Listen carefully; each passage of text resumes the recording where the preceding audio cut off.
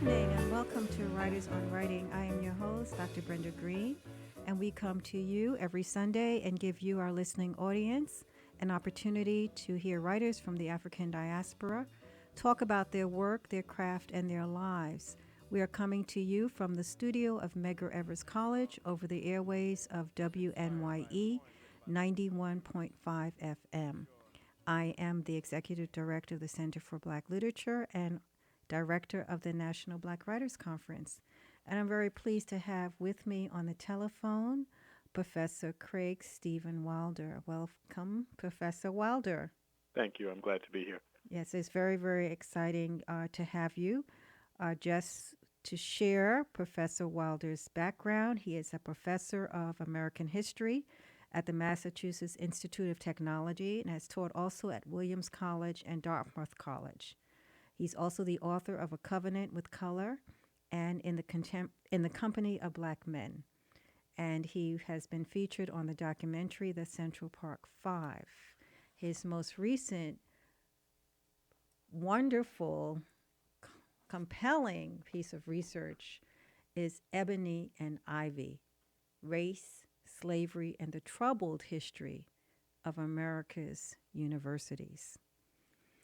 And so this is an exhaustive piece of research. It's very, very detailed. And it speaks to what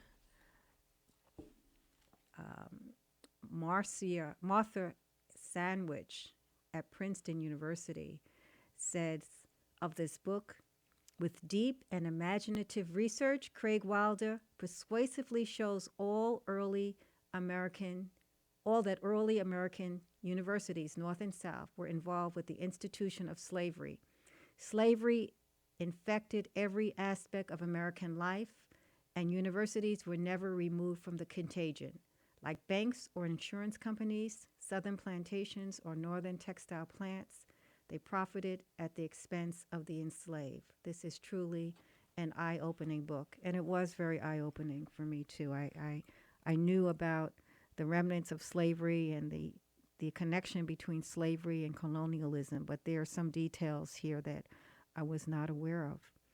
So I'd like to begin by asking you to share with our audience why you were motivated to write this very, very detailed history. Yeah, I started back in 2002. I had, as you mentioned, I was teaching at Williams College. I had just gotten a job at Dartmouth, and I moved to Dartmouth that year. And I had just finished two books, A Covenant with Color, which you mentioned, which is a history of race in Brooklyn, and In the Company of Black Men, which looks at African influences on early Manhattan. And so in that next year, as I was moving to Dartmouth, one of the things I was trying to do is I actually intended to write just a short article on how black abolitionists, the free black people, free African Americans, before the Civil War, how they managed to enter the professions, become ministers and doctors and teachers in a nation where they couldn't go to college, where they couldn't access higher education. And a lot of them had come up to New England, and a lot of the New York group had studied privately with ministers in New England or in small little schools. And so I started driving around New England and traveling around New England to these different sites, historical societies and libraries and archives and some museums, and trying to trace their journeys. But I, in fact, actually ended up becoming more interested in the fact that at that very moment in the 1830s and 1840s, where black abolitionism is really coming into its own, there had been Native American students on college campuses as students for some 200 years almost by that period. So that it suggests that the academy played very different roles in the lives of Native people and Africans, that the academy actually got to determine who was educable, and that the rules of race were really quite flexible, so that, and in part, in fact, because the role of the academy was, and this is where the book really began, I started to realize that the role of the academy wasn't passive at all. These weren't innocent schools living in a society with slavery.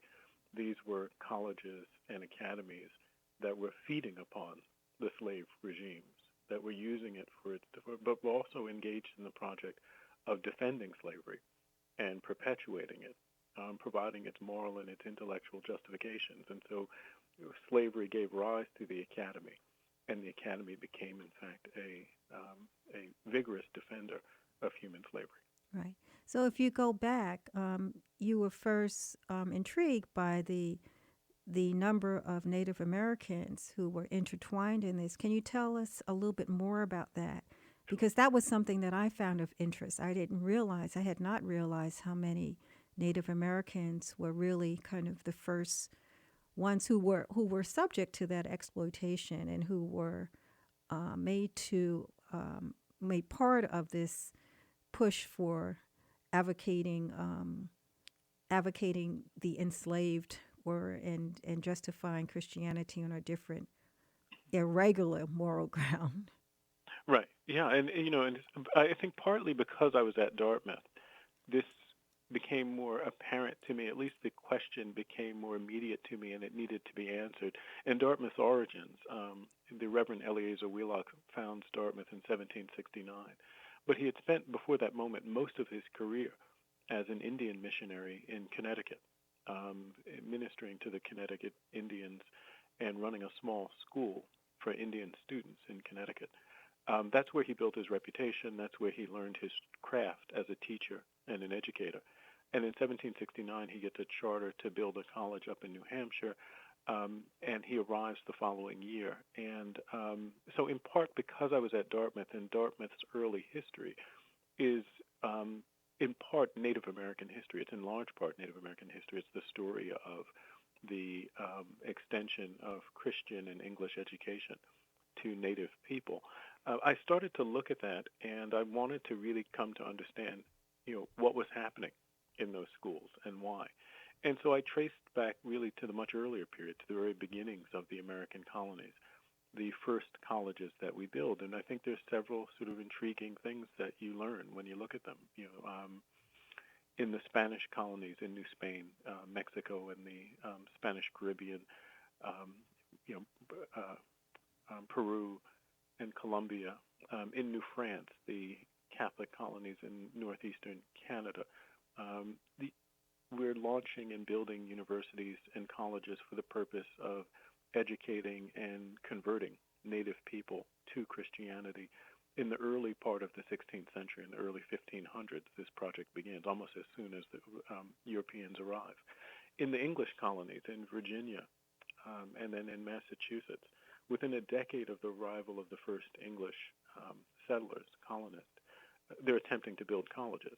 In Virginia, they haven't even fully figured out how to keep the colony functioning, and they're attempting to build a college. And so I was actually kind of fascinated by this early interest in building institutions that one would imagine you would build after you had stabilized the colony. And in fact, actually, they were building them to help stabilize the colony. Or in other words, they were using colleges as a way to extend their control, to convert Native populations to Christianity, to bring them under the governance of the Christian colonist. And so colleges became part of the instrument of colonialism. And one can actually see that even before Europeans begin arriving in the Americas, because colleges and universities have to some extent played this function inside Europe itself. And so England begins to invest heavily in universities, and the English Crown is investing in universities and professorships at new universities in Scotland and Ireland, precisely for the reason that as they are attempting to subdue the Scots and the Irish, universities play a key role in rooting out the remnants of Catholicism and any colonial resistance to English rule. And so that model was already available for the English before they ever stepped foot on American soil. Right, that's not a model that you hear about in studying American history or even European history, and I was surprised at how prevalent it was. I tried to imagine what it was like to have a college that was both serving the children of the colonizers and the Native Americans. It was hard to imagine what that looked like. But given what we know has happened to Native Americans in this country. Right. Yeah, and I think, it's You're right that it's prevalent. It's the model, but we also have to remember that we often talk about them as colleges and universities, and these are pretty rough institutions at their beginning. Right. Harvard is a pretty crude institution in its first decades, and the very first brick building on Harvard Yard is the Indian College. It's the college that they begin constructing, I believe, in 1655, and it graduates its first student about a decade later. Its first Native American student about a decade later. But it sits right there in the central part of Harvard Yard, and a series of wood buildings, and then this brick building, the Indian College. And part of the reason that that's true is that the early colleges, Harvard in Massachusetts, William and Mary in Virginia, Yale in Connecticut. Harvard's founded 1636, William and Mary 1693, and Yale in 1701. The early colleges actually can raise a significant amount of money in England, promising to evangelize Native Americans. There's extraordinary interest in and fascination about the native people of the Americas, the Aboriginal and indigenous peoples of the Americas, inside Europe. And Right. one can exploit that fascination to raise funds, and all of the early colleges do. And to some extent, they're faithful in that mission of actually extending Christian education to Native American students. But I try to argue in the book that two things can be possible at once. They can be faithful ministers of the gospel, attempting to spread Christianity, and simultaneously also have the expectation that there should be strategic and political benefits to the extension of Christianity into native territory. But the paradox of that is that they're building that on the institution of slavery and exploitation. Yeah, and you end up with this rather bizarre reality that as the Indian College is opening on Harvard Yard in the middle of the 17th century, in part Harvard has managed to survive its first 2 decades. And it goes through some real trials in that first 2 decades. The college goes through some real trials in that first 2 decades. But it survived that first 2 decades, and New England has managed to stabilize itself and survive in large part because it's developed a trade with the West Indies. Right. That was another surprising element. We know that the transatlantic slave trade very much involved the Caribbean, all parts of it, but the West Indies figures very much in your discussion. And in fact, at one point you said, someone said the very name of a West Indian house implies a great fortune. Can you talk a little bit more about how the West Indies was really, really central to this And process? you can connect the two things, in fact. Actually, the West Indies is central. The Harvard historian Samuel Eliot Morison in the 20th century once admitted that it's the West Indian commerce that saves New England, that allows it to survive. And what the New Englanders do is they begin to build ships and supply the West Indian plantations with everything they need, from meat to fish to vegetables to wood and to all the materials that you need for running plantations, which allows the West Indian plantations in Barbados. Barbados is the wealthiest colony that the English have in the Americas. But in Barbados and Jamaica and Antigua, in all of the English possessions, the trade from New England allows the West Indians to dedicate themselves to plantation agriculture and commercial crops, while importing what they need to survive and importing what they need to feed the enslaved. And so there's for instance, a commerce in cheap fish from New England, which becomes part of the food chain for the enslaved on the West Indian plantations. That trade saves New England, but it also is the trade that helps to build Harvard. Harvard begins to, like many colonial schools, the colonial schools that follow, exploit these commercial ties by searching for students and for donors in the West Indies. If Barbados is the wealthiest of the British colonies in the Americas, the Barbadian planters are among the wealthiest men in the British Atlantic. And so, there's a huge attempt, a consistent attempt, to try and bring West Indian students to the colonial colleges. And so when you look at the rise of the slave trade, and the slave trade will peak in the middle of the 18th century, and I point out in the book that the three colleges that I had mentioned earlier, Harvard, William and Mary, and Yale, dominate higher education in the colonies until the middle of the 18th century. And then all of a sudden, between 1746, when Princeton, which was then the College of New Jersey, is founded, and 1769, when Dartmouth is founded, 6 new colleges are built. The number of colleges in mainland North America triples from 3 to 9 in less than 25 years, in fewer than 25 years. And that's the very moment when the slave trade is peaking. And these colleges are being established precisely because the wealth of the slave trade is producing the money and allowing for the institutional development of the colonies in a rather rapid way. And so if you go back to Eleazar Wheelock, the Connecticut missionary who founds Dartmouth College, the last of these colonial schools in 1769, when Wheelock arrives in New Hampshire to build his school, he arrives with 8 enslaved black people. 7 adults, men and women, Right. and a child. And he has more slaves than faculty. He has more slaves than active trustees. Right. He has more slaves than Native American students, and he probably has more slaves than he has students. Right. And so from the very beginning of Harvard to the establishment of Dartmouth just before the coming of the American Revolution, slavery and the American college evolved together. And the American college fed upon the slave system, the Atlantic slave trade, for its survival. The quote that you mentioned, the very name of a West Indian has come to imply great opulence, is actually a quote from John Witherspoon, a Scottish minister who comes to take over Princeton, which was then the College of New Jersey in 1768. And immediately, Princeton is struggling in that period. It's lost a couple of presidents in succession. It has financial issues. And he solves the problem of Princeton, its financial and enrollment problems, by writing a missive to the West Indians, appealing to them to send their sons to Princeton, New Jersey, where they'll be well taken care of, and warning them if they send their sons to Europe for education, they'll be preyed upon by men of low character who recognize that West Indians are wealthy and will attempt to abuse and take advantage of their boys. But in Princeton, they'll actually be taken care of, they'll be guided into manhood, and they'll not be allowed to go astray. And it's an extraordinary appeal, but it's not the only one.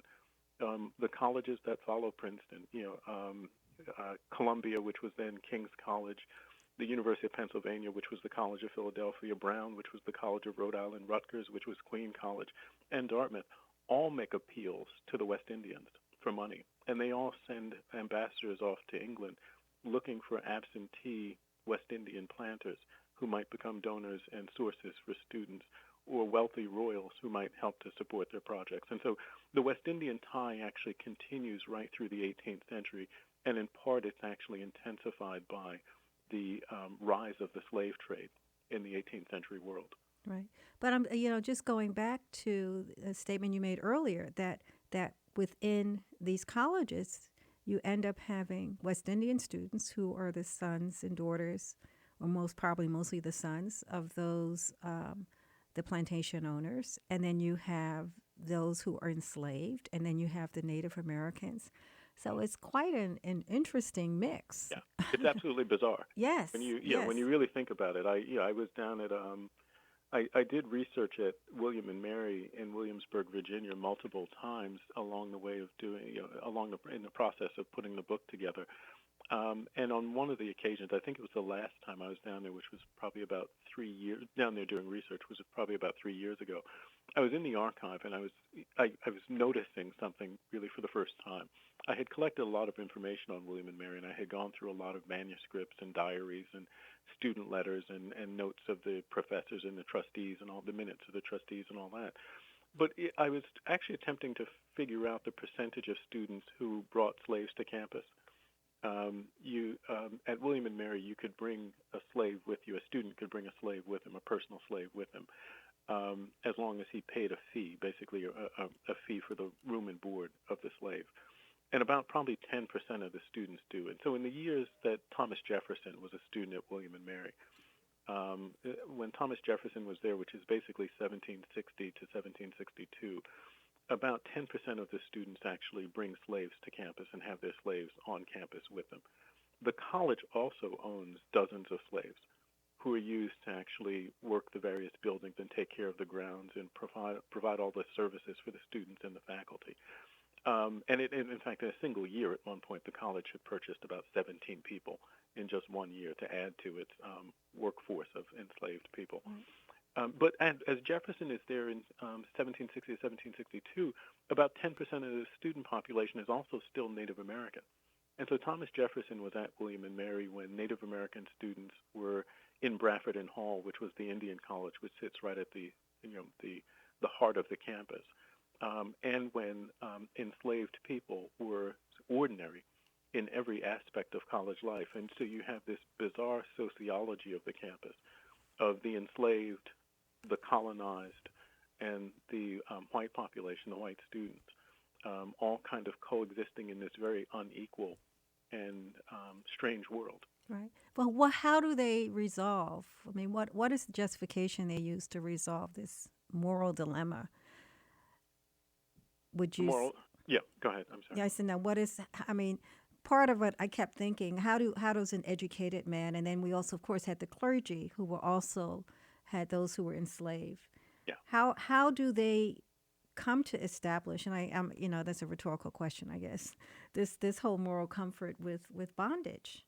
Yeah, and I think and that's precisely what it is. It's actually an emerging moral comfort with bondage, which also carries an increasingly complicated intellectual justification for enslaving people, which shifts from theology to science. Yes. Between the 17th to the 18th century. Right. So by the time that Jefferson is a student at William and Mary, for instance, race science is emerging in the Atlantic world and crystallizing in the Atlantic world and providing sort of vigorous defenses of the enslavement of African people. At least it will come to provide a vigorous defense of the enslavement of African people. And it's also in the process, the process is beginning where race science will come to dislodge theology as the primary intellectual tool for critiquing the secular world, the social world. So can you provide some specific examples that you've used in the book of how that occurs? Because you go into... Well, yeah, I mean, I think, for example, actually, one of the things that happens in the 18th century is, large numbers of American students begin arriving in Europe to study science. And this is it's the height of the Enlightenment. The scientific method is now established. The organization of scientific and medical academies and colleges within Europe is actually quite extensive. And so you've got, for instance, young men from Jamaica and Barbados, from Virginia, Philadelphia, Pennsylvania, New Jersey, and New York, heading across the Atlantic Ocean by ship, of course, and arriving in London, in Edinburgh, in Scotland, in Glasgow, and in Ireland to pursue higher education, but particularly to pursue advanced education in the sciences and medicine. The Americans who arrive, if you think about them, these young men from Virginia and Pennsylvania, when they arrive in England, in Britain, they're very often treated as, and they emerge as, experts on race, in part because they have intimate experiences with Native Americans and Africans.